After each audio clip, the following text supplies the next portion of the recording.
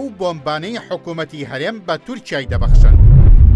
سەرەڕایبوونی قەیرانی ئابووری لە تورکیا، دەوڵەتی تورکیا تێچووی هێرشە ئاسمانیەکانی لە دژی کوردان لەکوێ و چۆن دابین دەکات.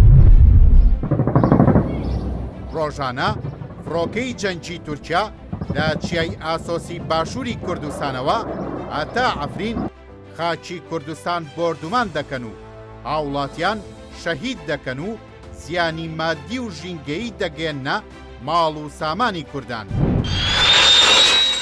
بەپێی ئامارەکانی تورکیا تەنها بۆ کاتژمێرێک فڕینی فڕۆکەیەکی F-16 بڕی $90,000 تێچووی هەیە بۆ تورکیا.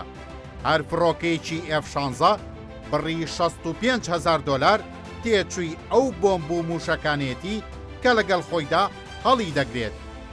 بەپێی ئامارەکانی تورکیا و حکوومەتی هەرێمی کوردستان ساڵانە بڕی $15 میلیارد ئاڵوگۆڕی بازرگانی و نەوت لە نێوان هەرێم و دەوڵەتی تورکیادا هەیە.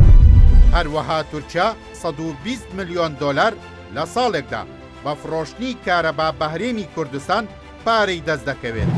ئەگەر لەو $15 میلیارد تورکیا تەنها $5 میلیارد پارەی لە هەرێم دەست بکەوێت، بەم بڕە پارەیە لە ساڵێکدا تورکیا بۆ هەر موشەکێکی APKWS F-16 کە نرخەکەی $2,500 دەتوانێت 2 ملیۆن موشک بکرێت و 55,555 جار فڕۆکەی جەنگی پێ بفرێنێت بۆ بۆردومانکردنی کوردستان.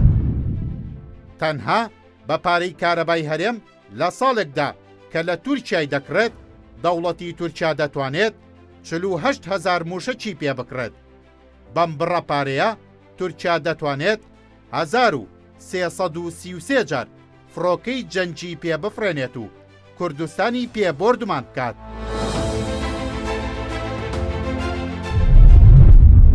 هەروەها بەپێی ئاماری ساڵانی ناوەندی پاراستنی گەل نەپەگا لە ساڵی 2020دا دەوڵەتی تورکیا 1,589 جار بە فڕۆکەی جەنگی هێرشی لە دژی کوردستان پێکهێناوە کە تێچووی هەموو ئەو هێرشانی لە دەستکەوتنی ئەو بڕەپارەیە بووە کە حکوومەتی هەرێم بۆ کارەبا داوێتی بە تورکیا.